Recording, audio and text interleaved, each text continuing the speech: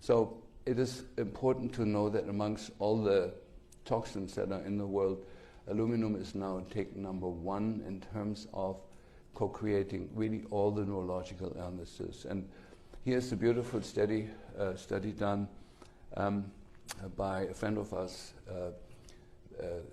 Chris Exley, really is the author of it. He's a professor in England and a friend. And so he examined, children with autism have a much higher rate of death. And so he got 20 brains of autistic children that died, examined them for the aluminum content, or for the content of different toxins. And he found that the aluminum content of their brains was 20 to 40 times higher than the brains of other children.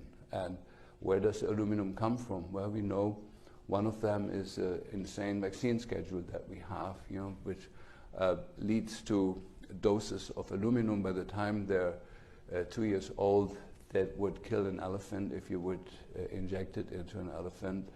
And so, but the other one, the silent one, is this one, is the geoengineering program that's been going on for the last 15 years, very, very intensively. It's sprayed against the sky, under with the purpose of cooling or deflecting the sunlight to cooling what's underneath. It turns out it's abused for military purposes. This is the sky over Berlin, and we have one of the high-ranking people from Boeing involved in constructing the tanks for the planes. And he says, smiling to me, how do you think we were able to listen to Angela Merkel's telephone conversations?